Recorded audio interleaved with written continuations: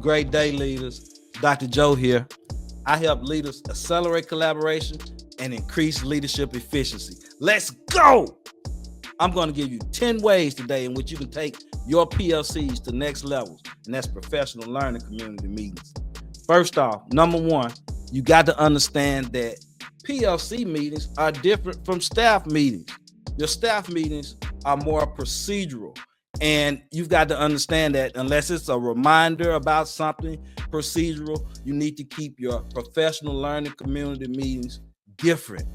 Don't allow the procedural stuff to take over your PLCs. Secondly, you got to understand that you need to get input from what's needed from the staff. Input on what's needed from the staff. It's important because these are your professionals. That's why it's called professional learning community meetings.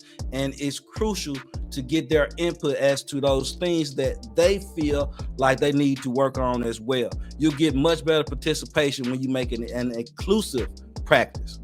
Thirdly, plan out the next 4 months of your PLC meetings. You can always adjust it. You may already have it planned out, but because you're going to reestablish that input, you're going to make sure that you go back, adjust it, and then you're going to show the team how you input their suggestions in addition to what you already had planned. So make sure you get that input, plan out the next 4 months of professional learning community meeting agendas. Again, they can always be adjusted. Fourth, you want to ensure that you have instituted common planning times, either by subject area or by grade. Either way, you still want to make sure that you have that time in, even if it's a mix, whether it's not necessarily divided up by subject or grade, and you just have different people from the staff in those particular times. Remember that positive nothing is better than negative anything every day of the week. So still have those meetings, even if it's not scheduled exactly like you want it, because you're creating a community, you're cultivating a professional learning community. Fifth thing, only discuss data and instruction in your PLCs.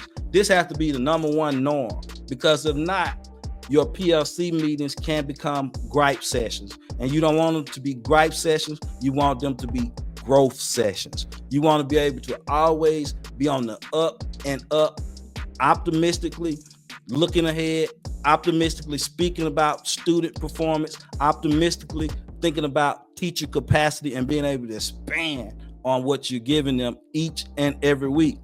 Next, and six, create feedback loops between meeting times. Say that you are meeting bi-monthly or twice a month, every 2 weeks, however you want to look at it. And in between those particular meetings, you've got to ensure that there are feedback loops.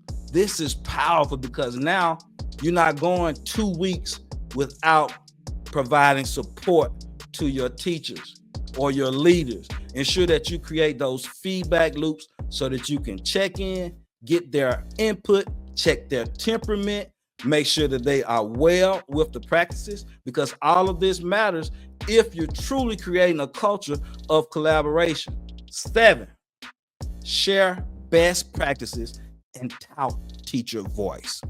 Share best practices and tout teacher voice. This needs to be a safe space where teachers can share out their true feelings about the data and about instruction. Again, not gripe sessions, but growth sessions. This should also be a place where they can share best practices, things that have worked in their particular or individual classrooms, and then they can share it out within the team, whether it be, again, subject or grade level, or it could be mixed groups. Again, sharing those best practices and allowing teachers to share their voice. That's empowerment in itself. That's a huge piece. 8, schedule different initiatives and cycles with departmental rotations. Let me explain. You may have your English department doing a racist strategy. That's RACES, racist strategy initiative, which is for writing. You may have your science department doing thinking maps or bubble maps, for instance. You may have your history department working on timelines and whatnot. So again, you have your different areas or teams working on various initiatives, and you're going to have departmental rotation. So first 9 weeks, this particular department may have this practice that they're working on, but second 9 weeks, they may be pushing another initiative.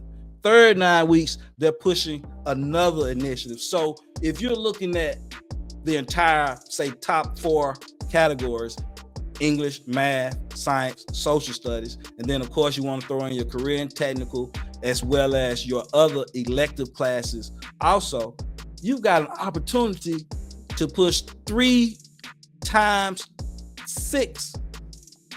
What's 18 initiatives? 18 different academic initiatives. Imagine that, and that's not even including the fourth 9 weeks, because you're gonna generally always say that for test prep time, which is an initiative in itself. So again, you're talking about taking your professional learning community meetings to new and next levels. Oh yeah, we on fire today. Make sure if you're hearing things that you like, make sure you like, comment, share, subscribe. We've got to get this information out. 9th thing that you want to do to take your PLCs to next levels. This is a big one. Begin a staff library with notes. Let me explain. So when we have these particular meetings, whether it be classroom management, whether it be a particular strategy, reciprocal teaching, stations, other cooperative stations or cooperative learning groups or what have you, whatever it is, we're going to take notes on what we discuss in each PLC group. So say we have 5 different PLC groups. That's 5 different sets of notes. So each time, especially when we're talking on the same topics throughout the different PLCs, now we compile those and we have a master list, and it's a library that is created by your staff members. How about that for collaboration? How about that for teamwork? How about that for ownership? Because now we've all put in on this professional development library created by the 24-25 staff at the end of each document. The next year, created by the 25-26 staff. So you got a running library that you're maintaining. Again, the 10th thing, always, and I'm repeating it because this is crucial. This is one of the others, actually. Always make sure it's about the data and instruction. If you're trying to take your PLCs to the next levels, make sure you follow those tips to do just that. Dr. Joe here, y'all. Always speaking, always writing life into you. Let's go!